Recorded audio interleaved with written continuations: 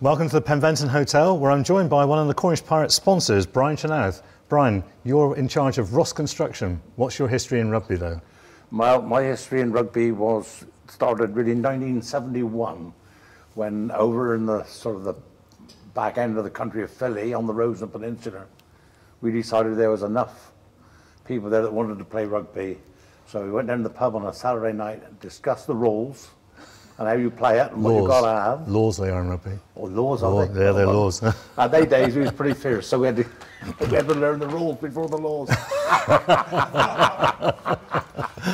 And we found a tin shed and a tin bath as the clubhouse, and the first half year of 1971, Roseland RFC was on the track. You were a founder member?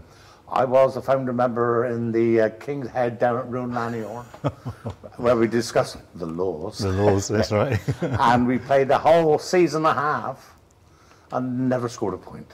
Oh no. Lost every game? Lost every game, never scored a point, but one day in Lankelly Foy, our hooker dropped the goal. Oh, your hooker? Yeah, and we all stood in the middle of the field and wondered what comes next. You didn't know what happened after you scored? Well, no. You'd never done it? We never studied the rules on the laws. No, so from then on I ended up playing for Roseland for about 9 years. I was captain of the side for 4 years on the trot. You did eventually win a game, did you? We eventually did very well. And some of the reasons why I wanted to leave, or felt I had to leave Roseland, was I wanted to try and get in the county side. Well, as you know, in those days, the county was the thing to be in, get in the county squad. Yeah. And it was my dream to try and do that. But I decided the only way I could do that is leave Roseland and move to Truro. So in 1979, I picked up my boots with Colin Brown, who was then the new coach of Truro. Oh yeah, yeah. And I moved and played for Truro for one season first. How big a wrench was that then, to move from Roseland to Truro? Well, it's going like from cattle country to city life, isn't it? So a big step up in standard as well? A big step up in standard. Big commitment. I had to make all new friends. I was like a big fish in a small pond at Roseland, and I was going as a very small fish in a much bigger pond as to what was in they days, as you would know, senior rugby. Senior rugby it was. And that's where you played in the front row with Colin Groves, who's one of the shareholders of the Pirates. Yes, well, Grovesy, there was this young, skinny little chap with knobby knees and his hair all over the place, and I thought, well, I don't think there isn't much of a hooker in him, sure of that. And in the front row there was myself, I was the loose head, and a chap from Tumble in Wales, Welsh Wales, old Cannon. Now Cannon, he was a cannon, he was a hell of a tight head. And we had a formidable front row. In fact, I would have to say, our great challenge was Keast, May and Dragoning in the Cornwall side at the time. Yeah. And they were the boys we enjoyed meeting. That was a big challenge for you, yeah. And did you ever make the Cornwall team then? I made the Cornwall B team. Oh, right. Well, I think at that time, John May was loose head prop, doing a good job, as you know. Yeah. And Richard Keast, I would have to say, was probably the finest tight head prop in the county by miles. He was a real good player. You couldn't outsight him. You couldn't double flank him. If you wanted to go down, you go down. If you want to put the pressure on to go further, you wouldn't be able to do it. Right, you couldn't move him. No, he's a good man. So that's your history in rugby. What about your history in construction? Because that's your company. Yeah, well, construction, many years ago, I had a little business called Chenoweth Haulage, and that came off the back of a contract I had with Pioneer Concrete. And there wasn't no money in concrete, so I ripped all the concrete barrels off the lorries and put aggregate bodies on them. Right. And started carrying aggregates to all the ground workers and earth workers. Yeah. Well, that was okay, but there were some smart people in the county who knew how much to pay you just about to make nothing. Right. So I couldn't see much future. And the clients I was working for in the ground working business at that time when we were in like recession times were a bit of a worry and kept me awake late at night. Right. So the only way actually over that really was to get the opportunity to have a construction company. Well, that opportunity came, unfortunately, with the demise of Blackman Construction, and David Blackman, who's still a good friend of mine, and a gentleman, and a very, very good businessman, had some unfortunate situations, and Blackman ceased to be. And then I met a very good work colleague called Andy Allam, who used to work then for Blackman Construction, and his team, who was then on the dole, I think. And I said, Andy, I said, there could be a chance we could have a little bit of a job here. I said, but a bit of a team. So he said, well, he said, we'll have a go. He said, me and you. I said, fine. So we went off, and everybody was like sort of on the dole, and we went back to Wales again and priced a job. I'll never forget, it was for Burst Construction, sewer works up at Parmore. Big job, horrible job, putting a road in on floaty bogs and marshes and stuff.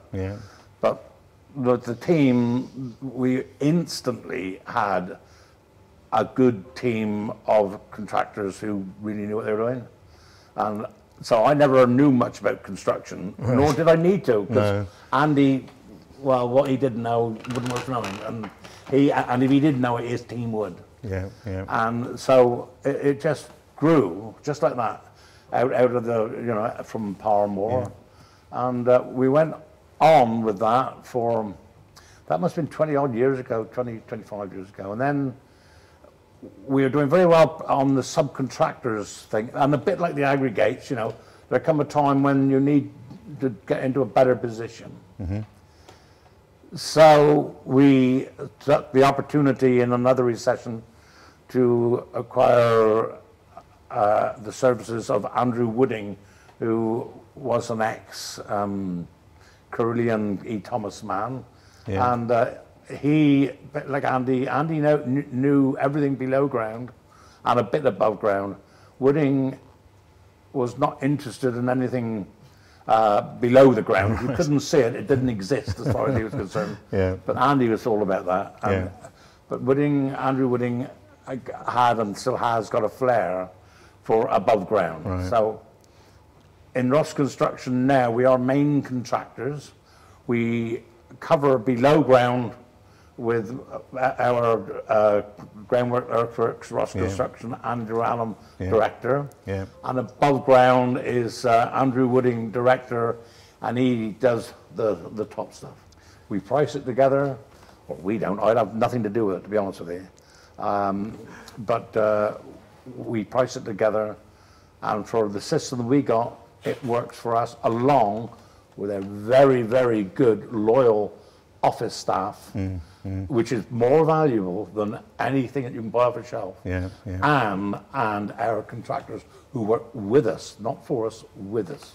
I think that's the skill of a manager like you, to get a good team underneath you. You've got everybody there covered. Every loophole's covered there. You've got the whole team. Well, you have to take the arse to the trough. Making them drink is the answer.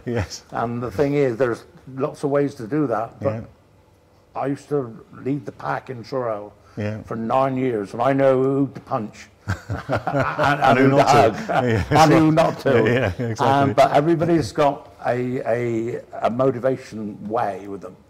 The art is keeping good, loyal, happy staff who enjoy what they do in the working environment. And be fair, straight and honest. Definitely. So, with your background in rugby, is that what first drew you to sponsor the Cornish Pirates? Well, it is, because I'm going to say, this may be controversial, I don't know, but Cornwall, since the county side, has been, I'll use the word, not so strong as it used to be, and although they're carrying on, they're doing a good job, Premiership rugby is where it's all going now.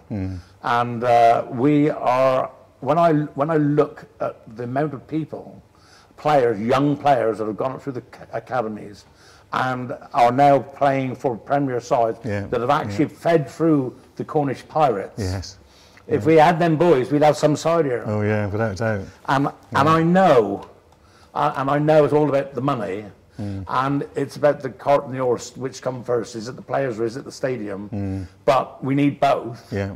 And I strongly believe that the stadium, once we secure the stadium, and it is going to happen, something happens then, and then you get the confidence and the will. And I've noticed that in all businesses. You can talk about how much is this and how much is that. Till you got it, it ain't worth nothing. No, exactly.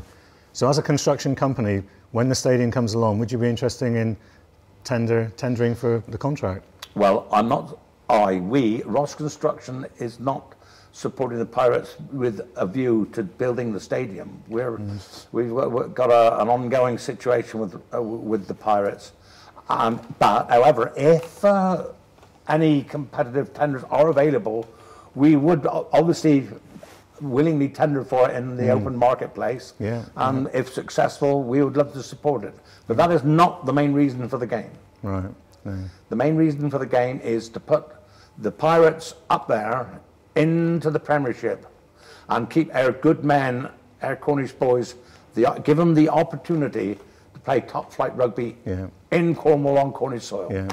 You've obviously got that behind you. That's what you want to achieve. But as a construction company, what do you actually get out of sponsoring the Pirates? Do you possibly get contracts? Do people see your name? Well, I have to say, I think that the Cornish Pirates now have upped their game even more than before, and that their sponsorship side of things now is more dynamic than I've ever known it to be. Yeah. And they've got a very active man, Robin, working in the background now. And we actually see the sponsorship of Cornish Pirates as a positive because it's working for us. They're involving us. We're involving them. Our name is getting out there. Their name is getting out there. So they're on it. They're all over it. We see it as positive stuff. It's a very well organised club, and that's perhaps what attracts you to it. Well, it is because the structure's right. The structure is good. The idea along. I mean, how Diggy got the patience to continue as he has, but he's been there from the very beginning. Yeah, that's right. Hammering away at this, and he needs the people and the businesses of Cornwall now, particularly now, to tuck in behind and have rugby in the stadium in Cornwall for Cornwall. You've watched the Pirates this season, haven't you? I have, yeah. Were you impressed? I am impressed. Well, I'm impressed first of all with the two coaches, Gavin and Alan Paver, and their personality. And I noticed on Saturday they was on the ball in the loose surf line, and they stuffed them up front as well. Yeah, yes. But they need to watch the wings. Watch the wings. Well, I think they had a couple of very good wingers. Old Doncaster did, yeah, they did. But the boys did, you know, they if you noticed on Saturday, every time we went out and did the odd yards in the up front forwards, and won what they call forward game ball, they would rush back and score out in the back. Yeah, they would. Yeah, that happened a few times, didn't it? It did. Yeah. So. But there we are. But it's a good day out watching the Pirates, isn't it? When you go to watch the Cornish Pirates, it's an event. It's well worth going. It's a bit like it's like going to the fair or the fete. You see all the gang there that you have a catch up, you know. And I particularly, and I hope that the Pirates will recognise. I quite like all the little sheddy things and the tenty things and all the food all over the place, and the bit of the local bit of it, you know, and that makes it quite interesting. You know? Yeah, it does. Yeah. It's a good day out, certainly. Great stuff, good fun. Now for the future, when the stadium comes along, as the manager of a construction company, would you be interested in being a shareholder of the Cornish Pirates?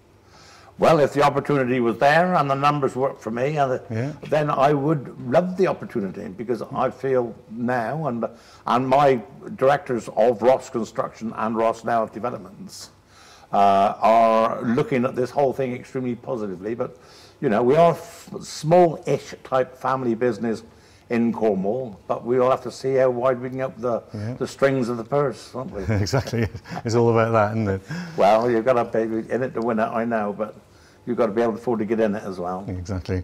Brian Chenoweth, thank you very much for talking to us, and long may your association with the Pirates continue. Thank you, John.